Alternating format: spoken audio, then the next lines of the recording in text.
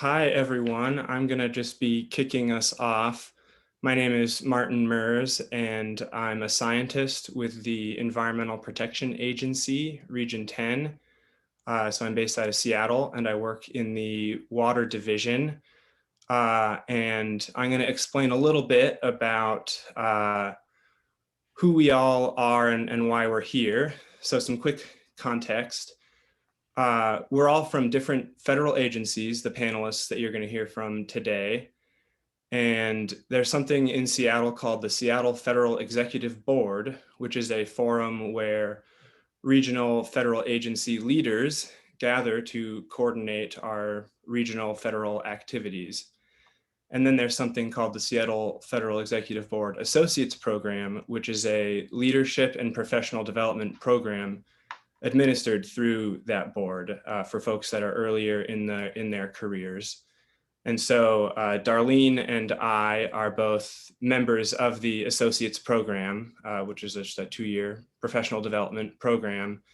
And then Lisa is a little more senior in her career. And so she's one of the advisors in the program who we're lucky enough to have with us today. And so we have some committees on the as part of our program, and one of them is the Outreach Committee, which I am a member of. And so we've been reaching out to different schools such as Central Washington University and trying to put these panels on as just general outreach from multiple agencies, trying to answer any questions and share any tips we have for getting in the door. And so hopefully we collectively have some tips and resources that we can share with all of you that are helpful in navigating your virtual job search during this uncertain time. So we really are here for you. And so I'm going to start with some prepared questions just to have our panelists introduce ourselves and say who we work for and a little bit about a day in the life. And then I have a number of other questions up my sleeve, but as I mentioned to those of you that trickled in early, I am just gonna experiment with opening it up even earlier than usual. And just if there's things that you're here that you have questions about, I say we just get right to the good stuff. So with that, I'm going to introduce my panelists. So Lisa, same question, just introducing yourself. What's your role? A little bit about what a day in your life is like. Sounds good. Thank you, Martin. And good afternoon to everyone. So my name is LisakPearson. I work for the General Services Administration. And GSA does two things. We have kind of two main areas in GSA. We have a team that's called the Federal Acquisition Service that provides goods and services at kind of best value to other federal agencies. So if an agency needs to buy computers, if they need to buy paper, or if they need to buy consulting services, FAST has opportunities and what we call schedules for them to go and buy those kinds of services. The other side of house is called the Public Building Service, and that's who I work for. We provide space solutions for our federal partners. So Darlene and Martin in their federal agencies both sit in space that is provided by GSA. So we operate and manage federally owned assets, and we also execute leases in private spaces for our federal tenants. I've worked for the government for over 20 years. I kind of hate to say it. I went to graduate school and got a master's in public policy. I came into the government through a program called the Presidential Management Fellows. I thought, oh, I'll go do that for a few years and then do something else. And 20 plus years later, here I still am, partially because the federal government does offer so many interesting opportunities. I came in through the Office of Personnel Management, started out as an HR specialist, worked in HR, did employee and labor relations, did staffing, did retirement and benefits, did processing, kind of really moved around quite a bit. And then with GSA, kind of moving through those, I ultimately came to work on the business side, which is the PBS side. And I now serve as the Deputy Regional Commissioner for PBS. So we own and manage real estate in Idaho, Alaska, Oregon, and Washington. It's a staff of about 245 people. And a lot of my day as the deputy, I would say, is kind of getting roadblocks out of the way. So like Darlene, I spend a lot of time in meetings. Some of those meetings are internal. Some of them are with our tenant agencies. Sometimes they're with DC. But kind of universally, it's about helping provide guidance, direction, or kind of moving roadblocks out of the way so that teams can move forward and provide solutions to our partner agencies. So yeah, lots of meetings. And in the COVID world, lots of these kinds of meetings. So we've all gotten very familiar with them. That's a little bit about me and what I do. Thanks so much, Lisa. And then I just heard from our other panelist, I think she is going to be able to join us maybe in the next 10 minutes or so. And so I'll just sort of ask her to introduce herself when she hops on. And then also, I'm going to sort of answer my own questions sometimes too as a facilitator / panelist, just to kind of add to the breadth of people's experiences that you're hearing about. So I work in the water division at the Environmental Protection Agency Region 10 office based out of Seattle. And an important side note, since my view of the federal government before really starting to work for it was that it was all people in DC wearing suits and shuffling papers around, we all work for regional offices. And so it as part of like understanding, what are all these feds doing based out of Seattle? A lot of different federal agencies have a regional headquarters in Seattle. It's a common place for the regional headquarters to be, which is why we have this executive board of all the regional leadership kind of getting to coordinate different things together. And so, we're going to be sharing our experiences about working in Seattle, but if you want to go live in Chicago or something, another big city around the country, there's federal jobs all over the place. So that was just a little tangent, but I work on water permits. So anyone that wants to discharge any kind of pollution to water needs a permit. And so that's where my office comes in. And so I work on hatchery permits. So people growing fish. I work with a lot of tribes, work with a lot of other federal agencies.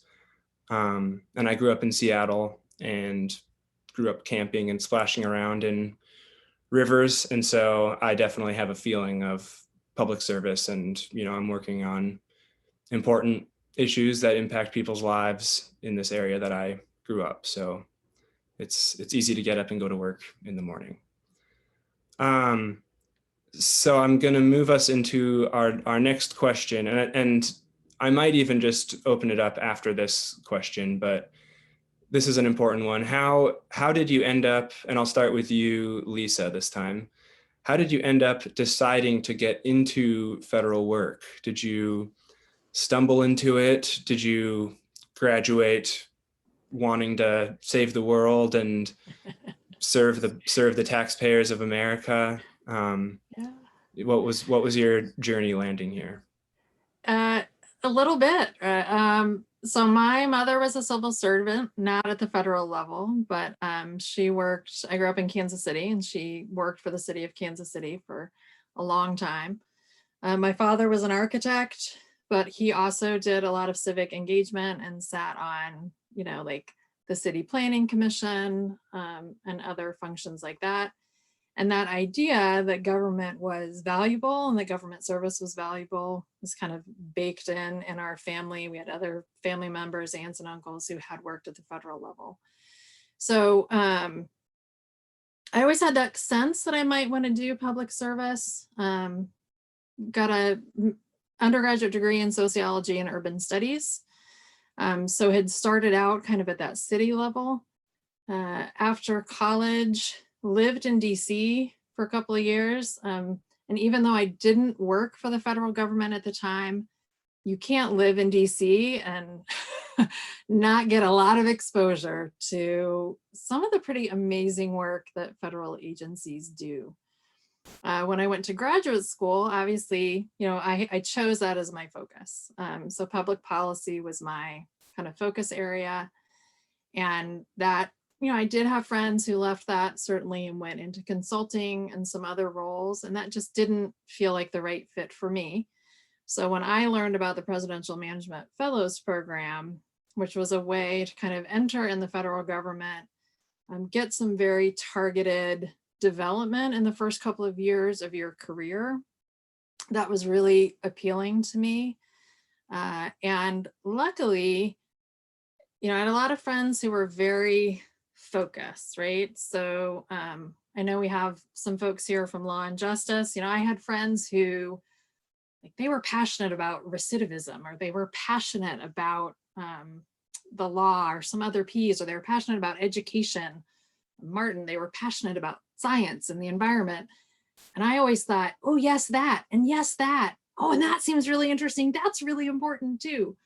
And what I was good at was being more that kind of background, helping people who had that kind of passion to realize that passion and deliver on their personal mission.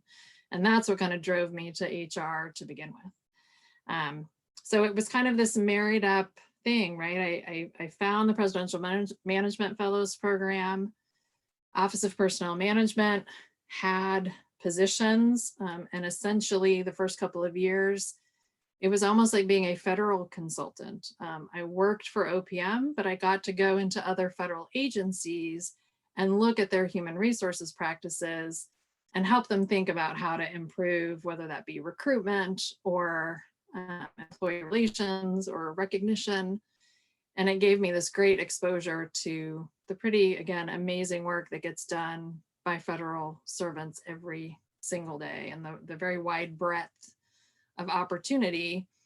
And then when I had the opportunity to go more into a business and do that work directly versus just kind of jumping into an agency, actually working in an agency, providing that support to leaders on a day-to-day basis, that's when I took the opportunity to go to GSA. So yeah, for me, it had always kind of been there in the background, some level of civil service. Beautiful. Thank you, Lisa. This is always kind of fun for us too. We get to learn more about each other. It's kind of like a little coffee chat in front of all of you. And I see that Lesley just joined, but Lesley, I'm going to wait a second to have you introduce yourself, but a quick teaser that I'm going to have you mix two questions together to catch up, where you just say a little bit about your role and a day in the life, and then also kind of how you got into said role / the federal government in general. But first, I want to hear from you, Darlene. How did you end up getting into federal service? Same thing, did you stumble into it, or was it a lifelong passion? Well, I'm going to actually go the opposite of Lisa. So my dad was a civil service, and he worked for civil service for years, many years. And, growing up, with 5 siblings, seeing him leave early in the morning and come home late at night, I didn't see the passion in that then in my early years. And I wasn't too sure what he did in his job. I just knew that I rarely ever saw him. And I knew that that was an important job that he was doing, obviously.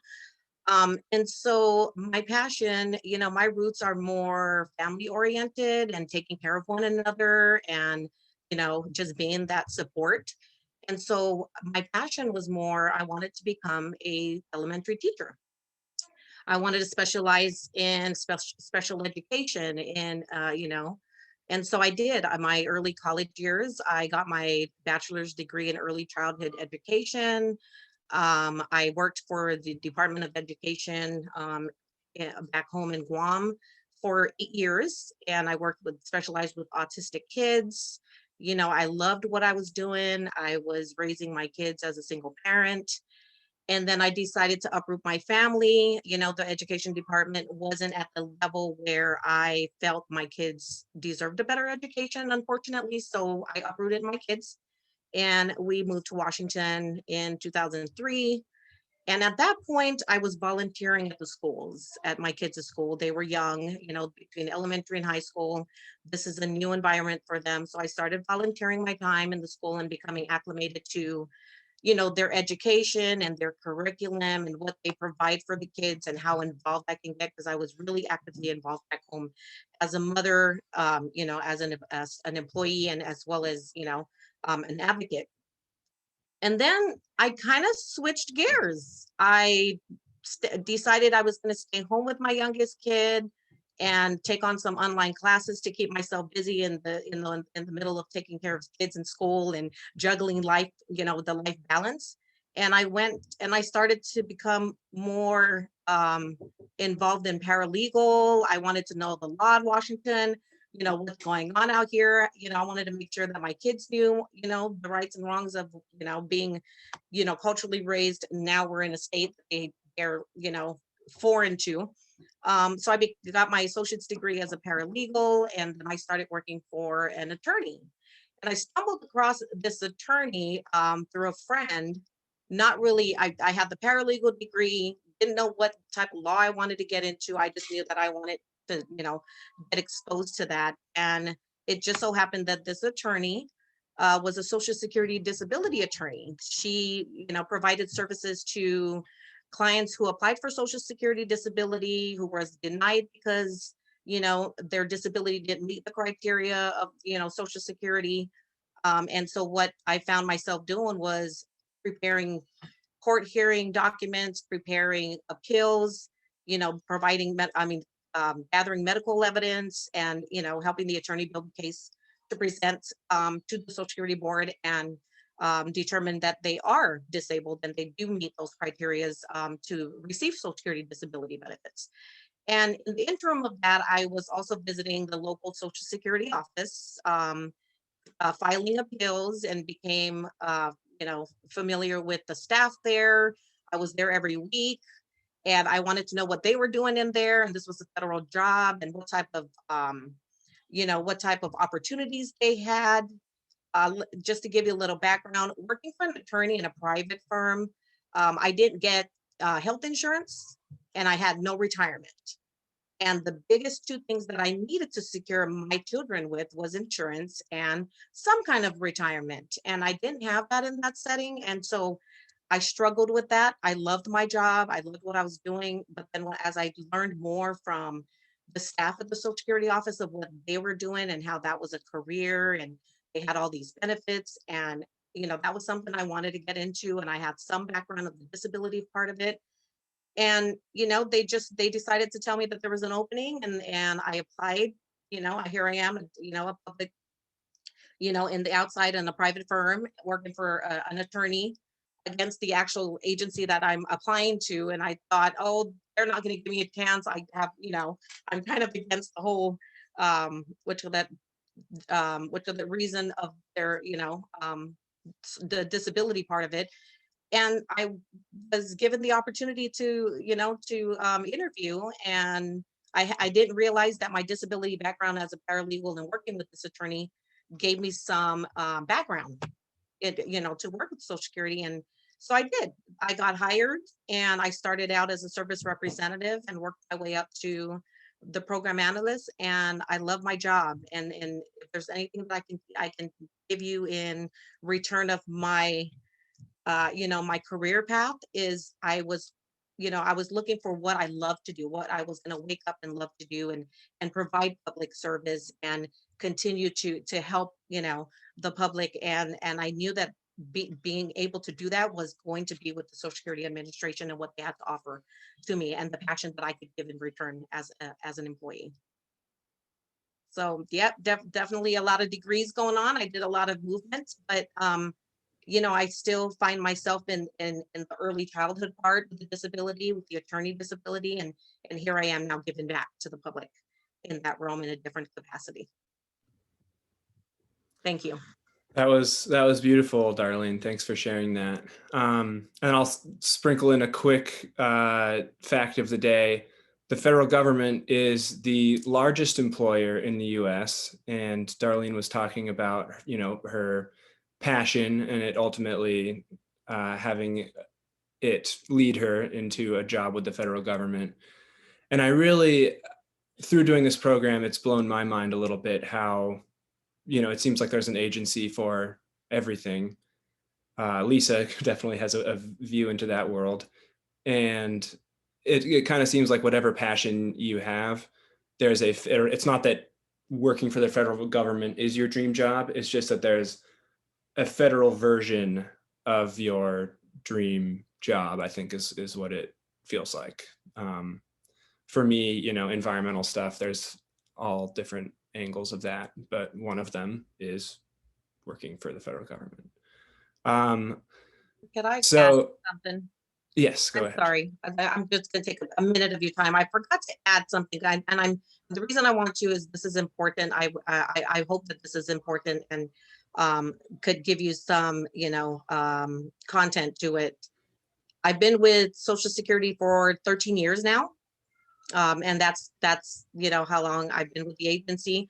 But in the middle of all of this, from being in a field office setting, providing public service to the public, and now being in the regional office setting, providing service to the federal community, which is my field office staff and region, I went back to school. I went back to college in the middle of all of this because I still had things I wanted to do and pursue and get my degree.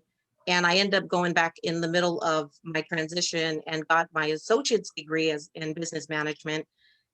And this is what led me to the SFEB Associates program. The leadership program is I wanted to take that and apply it to the program. And so I just felt that was important to share that with you guys. Mm. It's never too late to go back to school.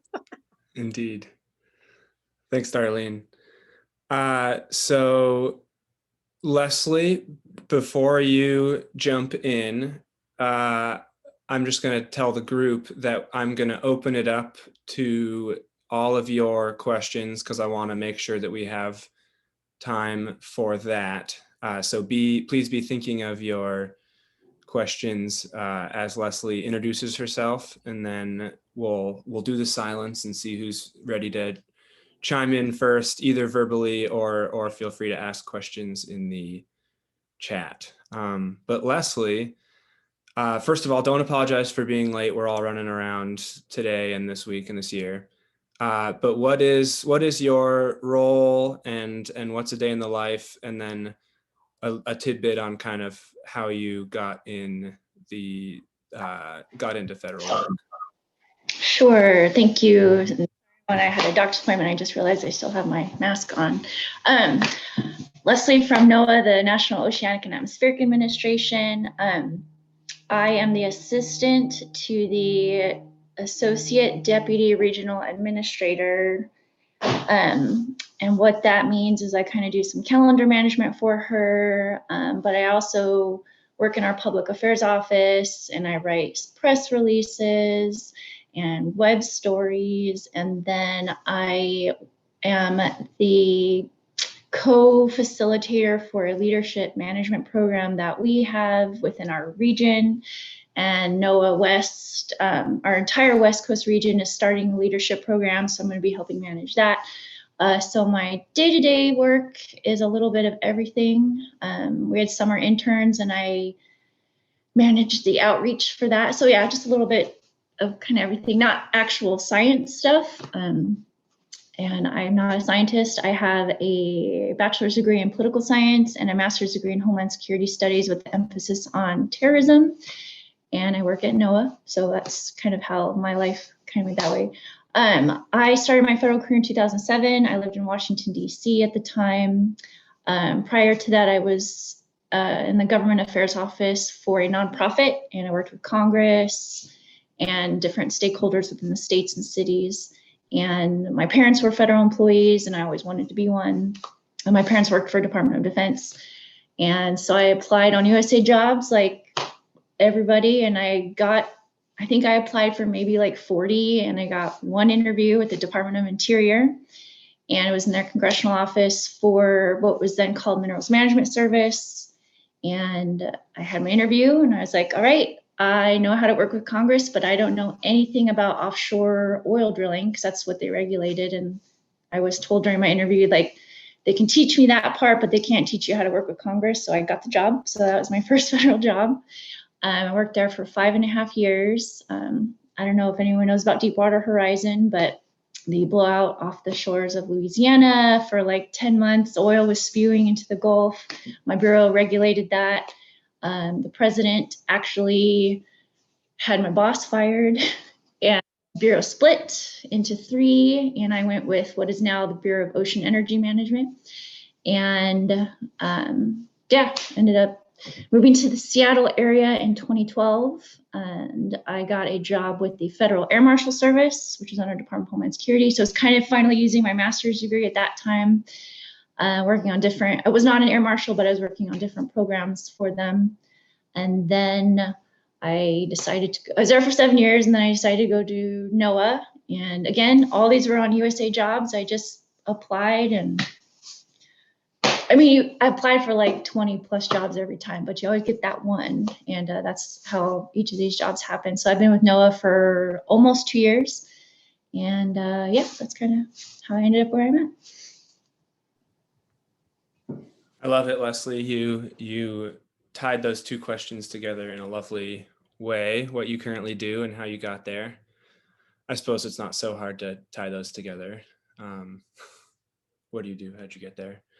And then I'm going to insert a really quick Cliff Notes version of my story because I was a recent graduate that was looking for a job, which is a boat that many of you will find yourselves in or maybe are in. And I took advantage of 2 hiring pathways that apply explicitly to recent graduates. So get your pens and papers out. One of them is the ORISE program, ORISE. If you just Google that, it'll take you to where the opportunities are listed. And a number of different federal agencies participate in this. It's generally STEM focused, science, technology, engineering, math. I was like, oh God, what does that even stand for? But quite a few different agencies use it. And so it's worth kind of skimming around on there. And then when I ultimately got hired as a Fed, it was through the Pathways program, which I also understand is used by a number of different federal agencies. And you would find those positions so ORISE is separate. That would be the ORISE website.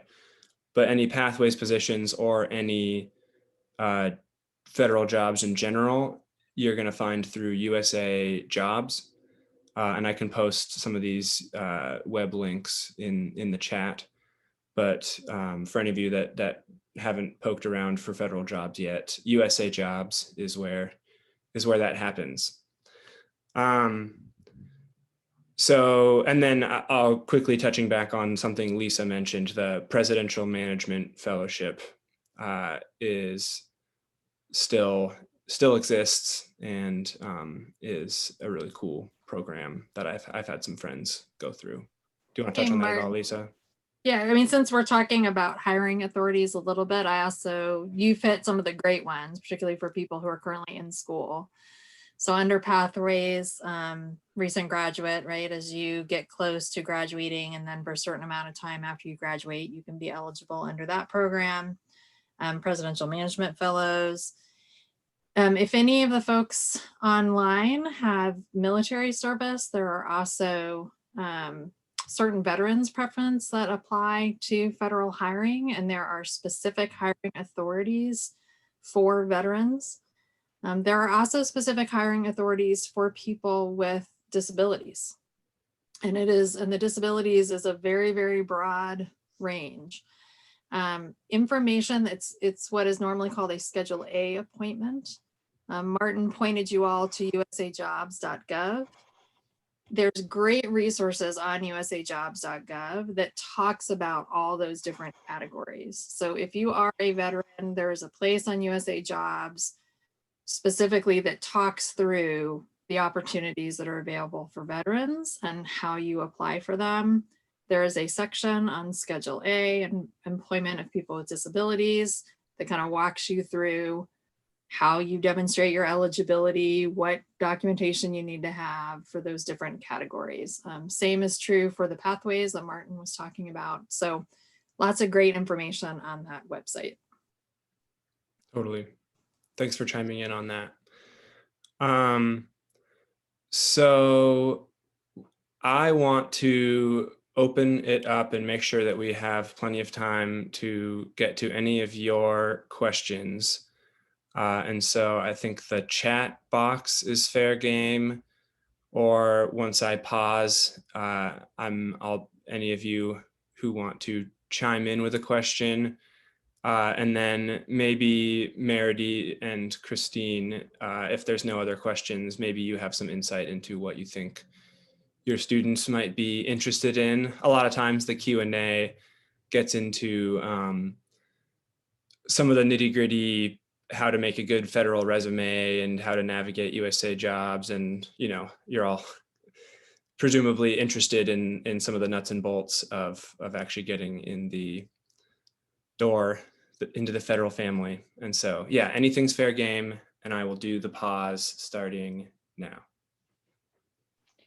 So yeah, one of the questions that I had for everyone, and I know that others will probably ask once I start speaking here, but for anyone, one of the hardest things that students go through is that I can't remember who mentioned it, probably all of you, but that going through the USA Jobs and, you know, landing that one and keeping that you know, spirit up and to continuously apply. What kind of advice? So from anyone that you give that good advice that you just continue to apply and don't let that get you down. For those of us that have gone through the federal process and in some, you know, really stringent ways, it's very hard, and it's very hard to structure that resume, and it's very hard to make sure that you have that knowledge, skills, and abilities statement, and, you know, all the things that the federal government asks for. What kind of advice do you give to our students here to continue to move forward and don't let that first turn down get you upset? Well, I mean, I'll answer that since I've had a lot of turn downs. You just have to be okay with the word no and having that, knowing that job just wasn't meant for you. I think the biggest thing I've learned is your resume has to include like everything you've ever done. Like my resume right now, I just updated it. It is 7 pages long, and I accomplished this and I got an award for that. And like you have like some of those keywords that match what's in the job description. So that has helped me. However, but like I have been turned down multiple times, and the jobs I have gotten, I'm very thankful for because they've been amazing. But you have to have, I guess, that thick skin, I suppose, because there's thousands and thousands of people applying for these jobs, and they're gonna pick somebody, may not be you, and just got to be okay with it. But you never know when it is, and you never know when it is going to be you, right, Lesley? I think that's a really important point. Like so many people, I mean, that is the reality. You are up against a huge candidate pool because so many people apply for federal jobs that you never know when you are going to be, when it's just going to be that moment, right? When you are the right candidate applying at the right time and you just slide in and you make it on the certificate and you make it through the interview and you're selected. The other really important point that Lesley made is that doing your federal resume is not like doing your resume for your private sector jobs. We can give you credit for volunteer work. We can give you credit for things that you're doing right now in school. right? If you're applying for a job and it says you need project management experience and you've been managing a project in a class, I can give you some credit for that, right? I can say like, great, I see that you have this skill. So it's the one time that you want to be verbose on your resume and not succinct, right? Private sector is all about crisp and get right to results, and federal resumes are not like that. Just get it all in there. Take, like give yourself credit for all of the things that you do. Because that's the connection that they're going to be looking to make. They're going to look for like, where's the example that you did these things? Yeah, but it can be tricky. I mean, if you're in school now, one of the advantages you have is that doing the pathways, the recent grad, some of those other paths, at least can be a little bit narrower in terms of the candidate pool sometimes. So that can be an advantage to leverage that. I saw some questions in the chat, Martin, on kind of specific careers. I don't know if we want to talk about that at all.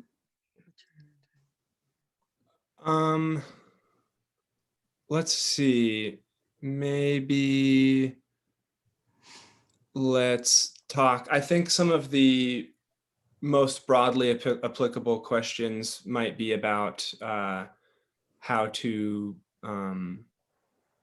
navigate the job search, the federal job search. Hopefully we have some time to get to some of the specifics.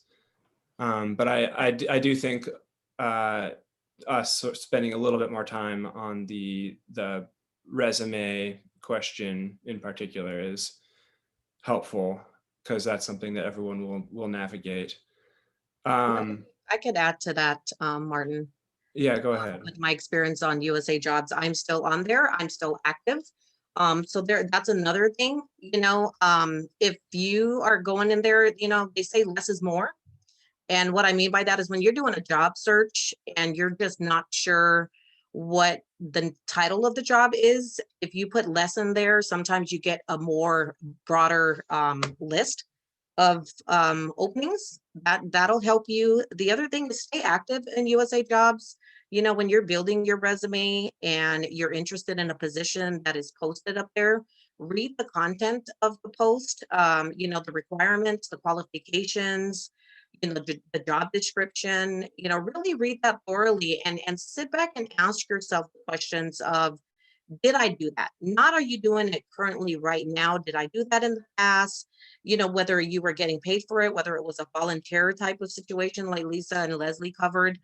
And then look at the key points, like Lesley mentioned, the keywords. There's certain keywords that that could be pulled into your resume to describe that job description that pertains to that position that you're applying for, and see where it connects. Where's that connection? But keep your resume active, up to date. In Jobs USA, in the usajobs.gov, you can put it in a specific category where you're only now, opening your resume to just those job descriptions, whether it's a service representative or an analyst or a program expert.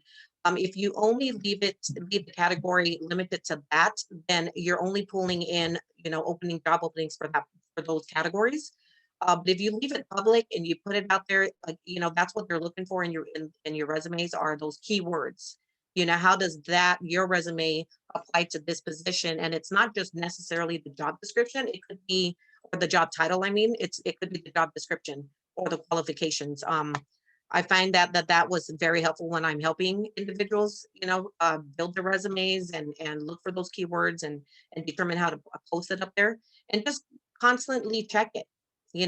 Like Lesley said, you're gonna get 20 up there and only one's gonna buy it, and that's pretty much it's like you're selling your resume out there to people to catch you and say, give me this opportunity.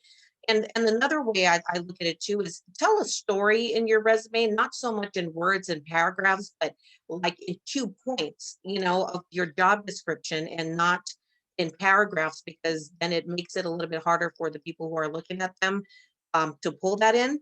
And when I say tell a story of, you know, the type of work ethic you have, you know, the type of job you've done in the past and the volunteer services and the degrees that you received. Those are also things that, you know, that they look for. And, you know, that would help as well. That's some really important points you brought up, Darlene. I want to make sure that that's clear to everyone. The idea of any job description is going to have, you know, it has a number of sections. You know, what are our desired qualifications? What background do you need? What types of things will you be doing on the job? Whatever it is. And those all, it's easy to kind of picture going through with a highlighter and highlighting keywords like project management, facilitate, computer skills, whatever it is. And you need to use that exact language in your resume. And so the idea of having one resume that you shoot out to 1,000 jobs isn't necessarily as effective as really tailoring kind of a base resume to a couple jobs that you really want, and making sure that if they use the word project management, you can't just say led a team. Like, you really do need to use the words that they use. And it's kind of a robotic initial HR process that like really looks to see if your resume and that job application mesh up. So as a practical matter, I think kind of a up-to-date base resume, and then you kind of take that and say, okay, here's the one I'm going to use for this job, and I'm going to make sure that it really lines up with that description. So that's an important tidbit that you touched on, Darlene. One student asked a question that I actually have too, and I get this a lot from students. The timing of when they graduate and when they apply for a job requiring a degree. I saw one of the students that asked, and I get that all the time, where the students say, hey, I'm applying for a job in USA Jobs. I don't graduate for a month. Can I say that I have that degree yet? Can I not? Do I wait?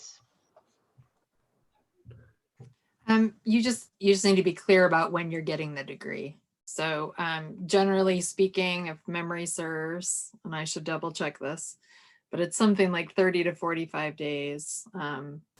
Within 30, 45 days of either the offer or the employment, you have to demonstrate that you meet the qualification.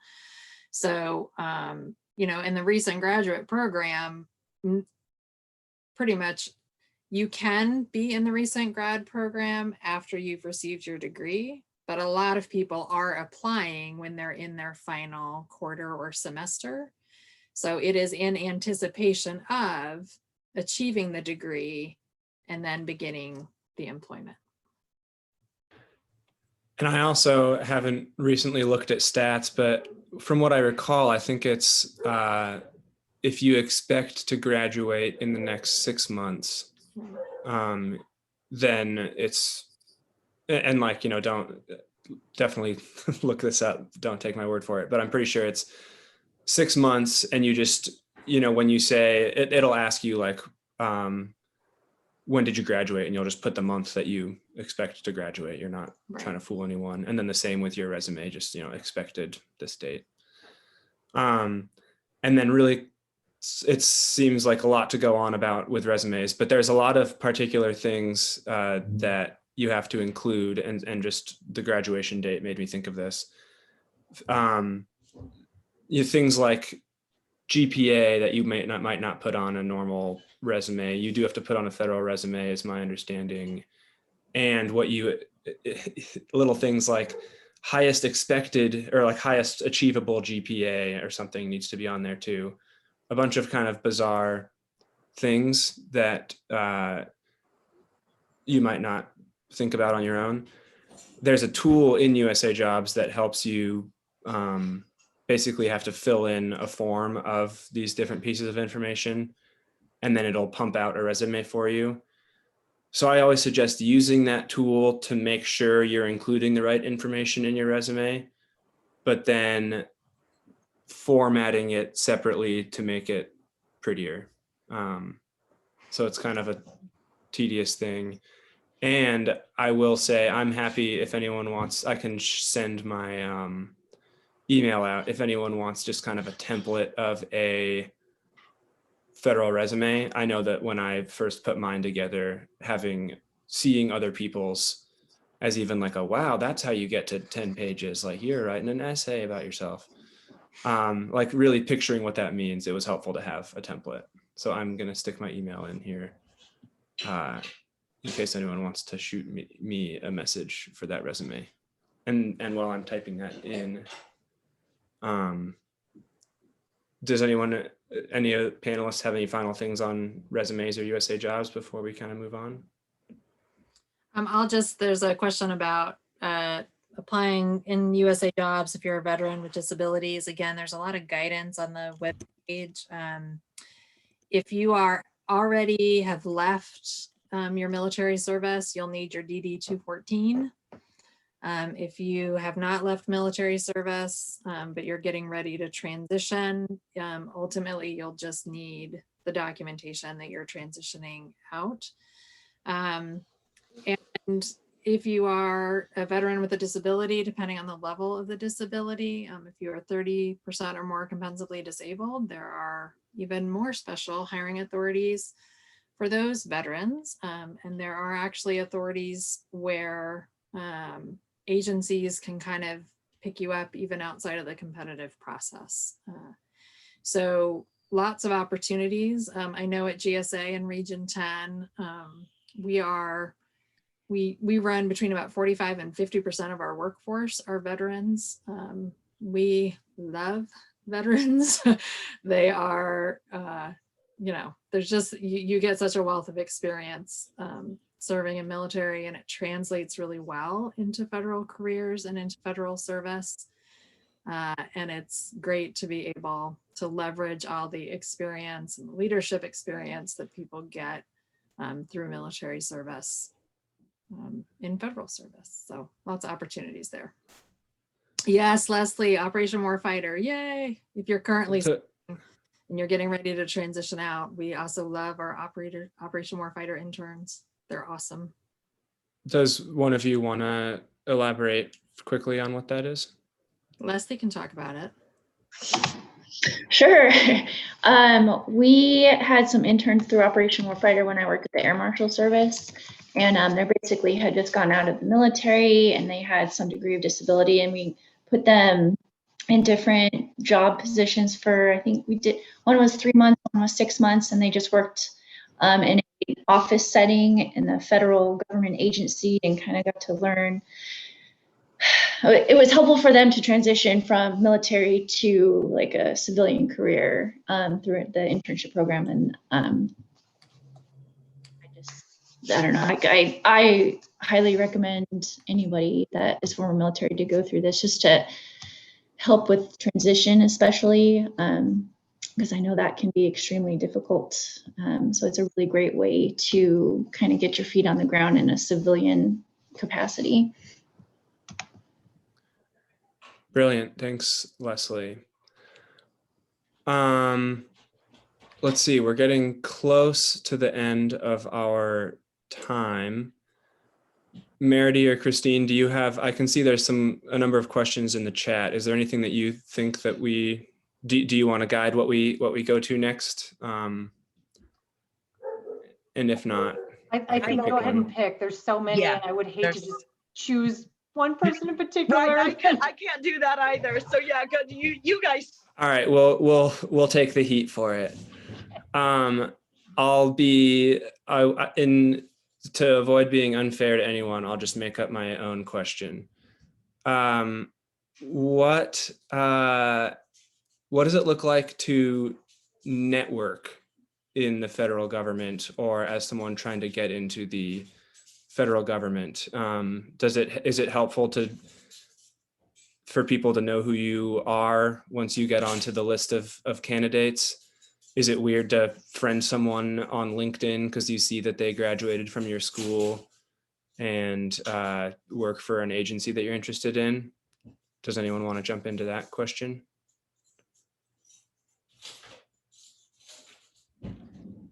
I can jump into my own question if. I don't want to do all the talking. I mean, network away. There are different restrictions in federal hiring, so you still have to go through the process. But I love LinkedIn. You are all welcome to send me a message on LinkedIn and ask to connect. You don't know what kind of hiring authorities will come in the future, or what kind of positions will be available, or what will be going on in an agency. And sometimes it's just helpful, as Martin said earlier, just to have somebody to bounce off, even just say, hey, I'm going to apply for this job over here. Any tips for, highlighting a particular area, as I'm doing the application? You'll learn a ton about the different agencies, and you may learn, Martin, I loved what you said at the beginning. There is a federal version of every dream job, and networking is one of the ways that you can discover those, right? And uncover them. And once you're in federal service, then the networking can really help you if you want to make a change, right? If you want to go work for a different federal agency, or even a different area within your agency. I moved from OPM to GSA because I took a training class that an attorney at GSA was teaching. And that's how I learned about the opportunity that was there and ended up making the move. So while it's a little different in terms of, networking very rarely can directly get you the job, it can open your eyes to the opportunities and help direct you to which jobs to apply for. Yeah, so you have to get your resume right to get it through the HR robotic system into someone's hands. And once your name is on a list that's in someone's hands, if they know who you are, I think it's really helpful. And I also think that it's easy to think that people don't want to hear from students and you don't want to bother them. We love talking about ourselves. I think everyone, it's a compliment. Like, hey, you seem like you have a cool job. Tell me about it. So don't hesitate to use your alumni network, use LinkedIn, connect with all of us on LinkedIn. We'd love to talk to you. Darlene, you unmuted yourself. What's up? I did. I was just going to add to your invite. I'm going to go ahead and put my email in the chat, and if anybody has any questions, follow-up questions, or want to know more, I'll be more than happy to share any tips that I could provide.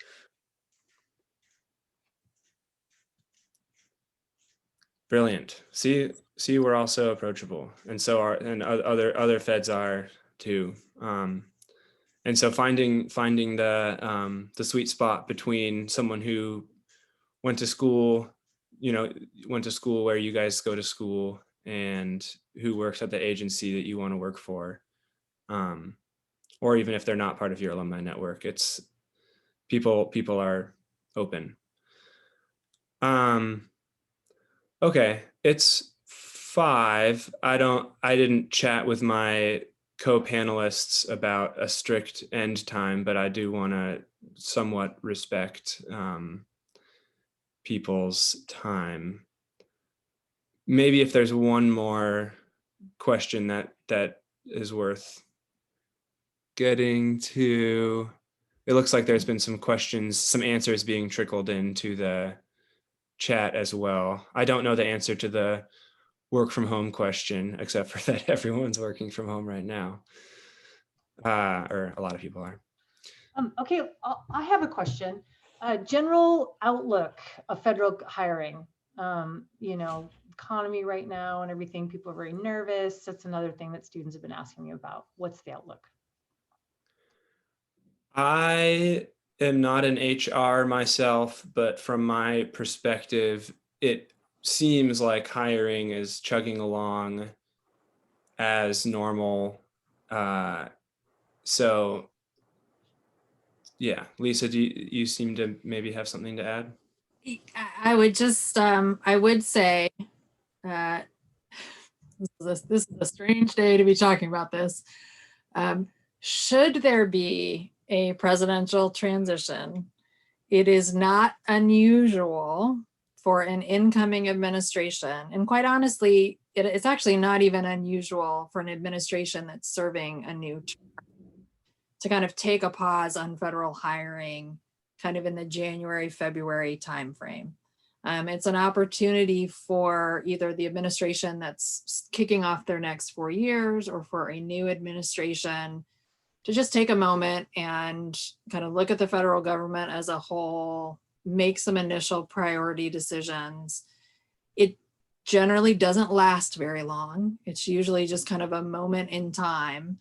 But that isn't surprising. So sometimes you will see a little bit of a slowdown, specifically around a presidential transition. However, I agree with Martin from a kind of budget and kind of government overall standpoint. I'm not seeing significant reductions, and we're having so many, there's still a lot of people retiring out there. So there's always people leaving, right? There's always people retiring or, you know, taking other opportunities that create holes in agencies. So I know I can speak for my agency and my region. You know, we hired like 50 people last year. So it, you know, and that's just in the 4-state region. So I don't see, and a bonus of federal employment is it's pretty, once you're in, get through your probationary period, you know, there's a lot of stability and great benefits. So Quick note on that, because it's kind of unique. Once you join the federal family, first of all, there's a lot of job advertisements that are only advertised to other people that are already feds. So once you're in the door, it's like, especially if you're willing to work for different agencies or even move geographically, it's this like long 3-dimensional ladder that moves in a bunch of different directions. And so the one component of that is, let's say, and this is something I kind of wrestled with, if there's a job posting that's maybe not at a salary range that you pictured making right out of school, it's worth looking at how much you'll definitely be making in 2 or 3 years, and the fact that you're going to have benefits, security, and be at the bottom of a 3-dimensional ladder that has a lot of spaces to move into. So, you know, making 35 grand, if you can in any way afford to live and do that for a year, let's say, that can be a sacrifice that you're thankful that you made for the rest of your life as you're navigating a federal career that is comfortable for you. And then really quick, Lisa, and then we can sign off.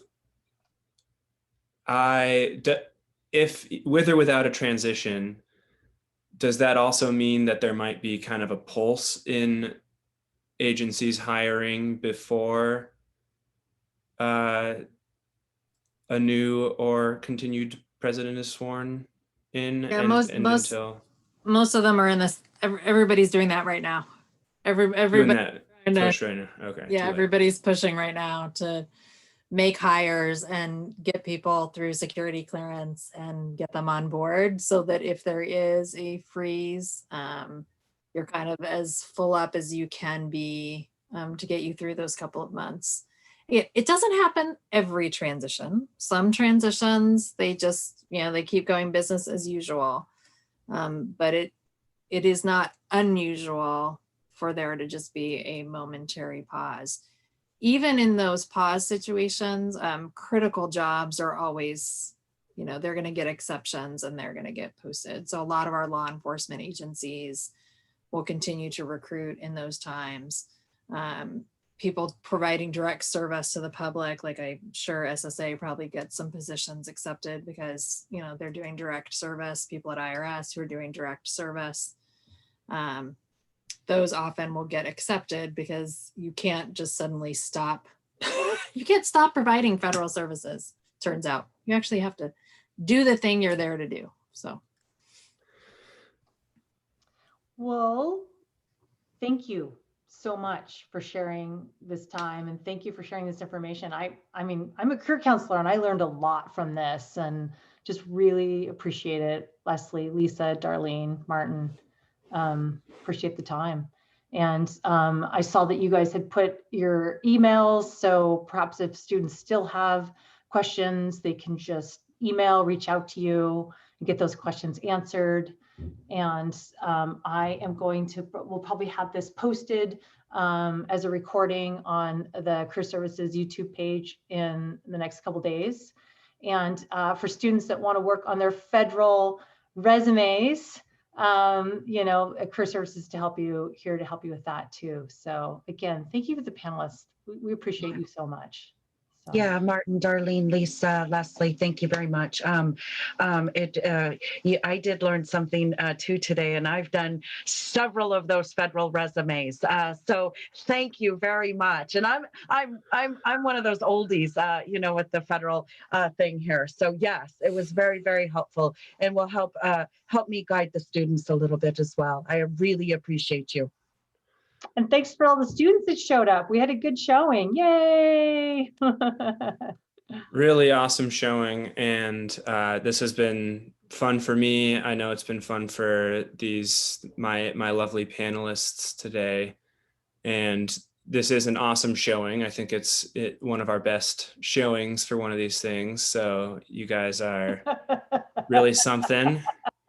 And don't give up. Don't let hiring managers ruin your self-esteem like I let them do to me over and over when I was looking for a job. I'm sure you're all fantastic. And please do reach out to us. Our emails are in there. As you can tell, we love talking about ourselves. So with that, and then also let's do another one of these next year, huh? Yay! Be in touch. Please. We love this stuff. I would love that. Let's do it. Perfect. Do we have to wait a year? No. Darlene laughs. We don't You know, want to in run the current situation that we are right now, this is what we've been doing is, you know, the virtual, and it seems to be working. So I laugh because I you know, I don't know. We don't have to wait a year, but you know, if this is the platform we're using, I think it's doable. Yeah, we got an hour here and there. But yeah, thank you all so much for your time. This has been fun. Thank you for having us. Thank you. Bye, everybody. Have a great evening. Yeah. Bye-bye. Bye-bye.